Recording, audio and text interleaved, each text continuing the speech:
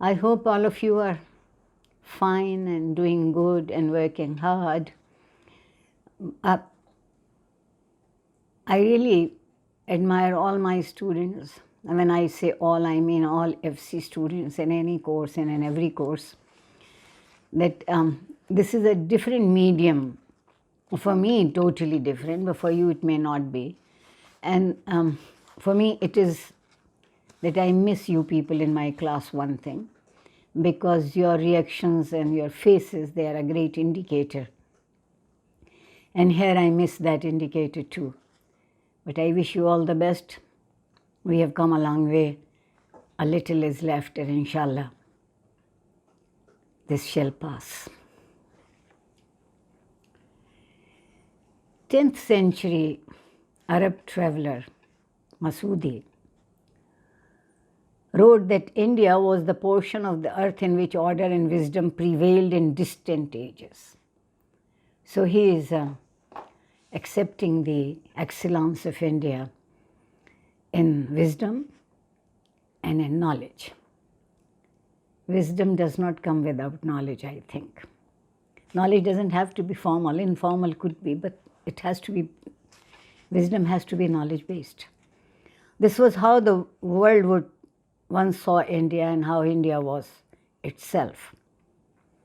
More than 1,000 years after this, hymn was composed in Atharveda on the banks of Sarsavati in Punjab in the faraway Tamil country. Thirunavalluvar, the celebrated Tamil sage poet, observed in Kural, the lack of lacks is the lack of knowledge. So he thought the greatest loss is lack of knowledge. It was this basically open, restless quest for wisdom that distinguished ancient Indian civilization and led to the intense intellectual ferment of the mid-first millennium BCE. Even the religion of the age, Orthodox Hinduism as well as heterodox Buddhism and Jainism, were characterized by daring originality, not blind faith, not blind faith. In time, however, the ethos of these religions diverged, while Hinduism on the whole became an intellectually static, closed system which disliked innovations. The heterodox religions largely remained open and receptive to new ideas. The difference in the ethos of Buddhism and Jainism and Hinduism was reflected in their attitudes towards education. Education in Buddhism was open to all irrespective of caste and gender, even to the lowest of the low, and while in Hinduism virtually turned formal education into the exclusive privilege of Brahmins. Hinduism and Buddhism also differed on the one more condition, and that was in the content of education. While Hindu education was narrowly focused on the study of its scriptures and allied subjects, Buddhist education had a broad curriculum that included the study of other religious and philosophical systems and had a robust empirical orientation, with emphasis on practical subjects like medicine. And the subjects taught at the Buddhist institution were indeed very wide.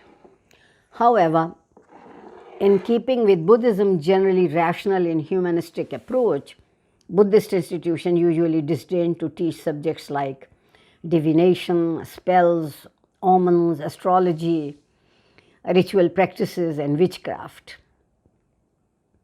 And unlike Hindus, they did not attach any inviolable sanctity to old text, even to their own sacred literature. So, organizationally, if we try to examine, Hindu and Buddhist educational institutions differed. While Buddhist schools were large institutions attached to monasteries and staffed by several professors specializing in different fields and holding diverse views. While Hindus generally preferred the Gurukula system, centered on individual gurus who taught just a few pupils, most of whom lived with him in his house, which doubled as a school and as hostel. I don't think you people would like that idea. Later in the post-Gupta period, when Hindus set up their own monasteries, and they call mathas, and temple colleges, Hindu education too came to be institutionalized. But the very approach of Buddhism and Hinduism to knowledge differed. Buddhism's approach was analytical in contrast to the doctrinaire approach of Hinduism, and this was reflected in their divergent instruction methods and classroom ethos. The Buddhist universities, because they had a large number of teachers with different specializations and had students drawn from many different backgrounds and from all over India, as well as from foreign countries, had far greater intellectual vitality than the conservative Hindu institutions. Education in classical India, as in most ancient civilizations, was primarily the concern of religion, not of government. However, kings, as a religious duty, often endowed educational institutions and individual scholars. Some of these endowments were very substantial, such as huge land grants given by Palak kings of Bengal to the Buddhist universities of Nalanda and Vikramashila, and similar grants given by Chola kings to various Hindu educational institutions in Tamil country. In the ancient and early classical period, there were hardly any Varna discrimination in education, so individuals could freely pursue the education in their choice, irrespective of their family background. To Buddhism and Jainism totally ignored caste system, and even Hindu society at this time, it was mainly the individual's aptitude and ability, not his birth, that determined his field of study. Sounds like modern education. Sadly, this scene changed radically in the post-Gupta period because of the decline of Buddhism and the surge of Puranic Hinduism. Under the orthodox Hindu dispensation, and then came to prevail, the content of education varied with Varna. Varna is like your caste or your family. While Kshatriya and Vaishya boys concentrated on the practical skills they needed to learn to perform their Varna functions, Brahman boys devoted themselves to the study of the Vedas and religious subjects. Even though Kshatriya and Vaishya were in theory entitled to study the Vedas, they now received only cursory instruction in them, if at all. And even if they learned the Vedas, they were strictly forbidden to teach them. So this Varna discrimination in education, whatever their rationale, were most detrimental to the progress of India, as it denied men of talent in the lower Varnas avenues for advancement, and that deprived Indian civilization the benefit of their contribution. The attitude of Brahmanism was in contrast to Buddhism and Jainism towards women's education were generally far more liberal than that of Hindu lawgivers. Buddhism's role in the education of women was particularly important. Though Buddhism had an ascetic religion's usual distress of women, it did not deny them education. But while following the decline of Buddhism, the status of women also declined, with Puranic Hinduism relegating them to the status of Shudras. Apart from gender prejudice, a major reason for the neglect of women's education in the classical age, and this made anything more than primary education impossible for most of the girls about 10 years by the Gupta age. Further, it was not possible for girls to live in a house of a guru, as was generally required of pupils in the Gurukula system. They could learn only what they could be taught at home. So there were, however, notable exceptions to all this, as was to be expected in a large country like India, with its cultural diversity and complex social pattern. Despite the general decline of literacy among women, there were still a few women scholars of repute in later classical India. The debate between Shankara and his rival Mandana Misra in the 8th century, for instance, was umpired by the latter's scholar wife Bharati. So the main focus of education in India, if we have to consider, particularly of Hindu education, was on religious subjects, unlike in China and Greece, where secular subjects had primary importance. Hindu sages held that since the world was transient, we should try to discover what lay behind the transient, not just to gain knowledge, but to escape from samsara, the eternally recurrent cycle of life and death. And this belief would attain them salvation.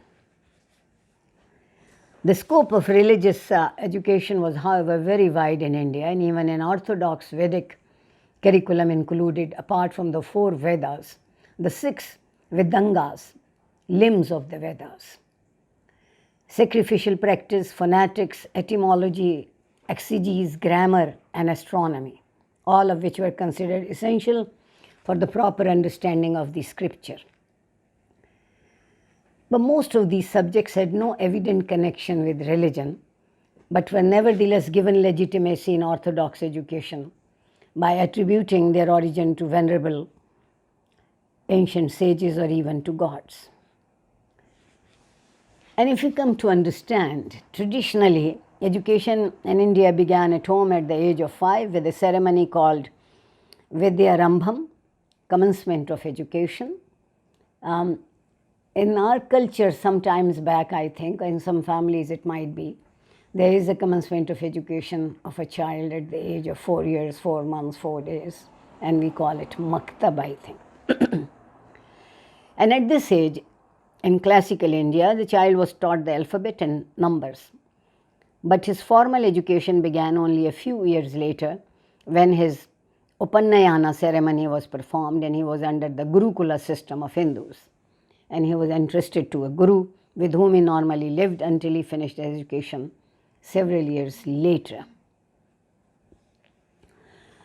The boy was then invested with a staff to begin his journey on the road to knowledge. The age at which the initiation ceremony was performed and the nature of ritual involved varied with Varna. There were no fixed curriculum or duration for studies either. The 12 years that have been specified by Manu and Bodhanya specify for the study of just one Veda seem, on the face of it, overlong, but it's quite likely that it is actually required that much time, for the matter of learning the Vedas was extremely complicated. The intricate method of learning was necessary to preserve the accuracy of the sacred text in pre-literate times. But the practice was not given up even after India had learned the art of writing by the middle of the first millennium BCE, for then it came to be considered a sacrilege to write down the Vedas or to study them from manuscripts. This attitude, we can suspect, was at least partly motivated by the concerns of gurus to protect their careers, for oral pedagogy assured them an indispensable role in education.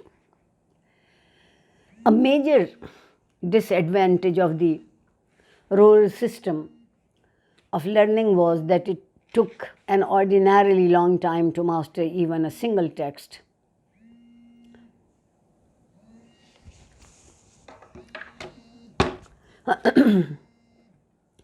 And when the number of texts and their complexity grew over, it became, as Bhula remarks, a matter of sheer impossibility for one man to commit to memory and to fully understand the sacred text together with the auxiliary sciences.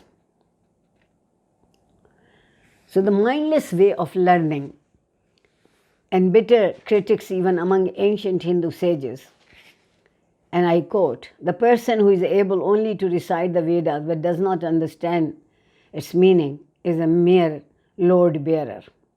Yashka, the Vedic entomologist of the mid-first millennium century, observed. The pre-literate tradition of tradition of memorizing texts by rote was so pervasive in India that even Buddhism, despite it being an open religion, was reluctant to deviate from it. I think as you people do, most of you do not have your reading packs with you, so it would be in good understanding of the subject that I'll continue to discuss it in part 2 of this lecture on education.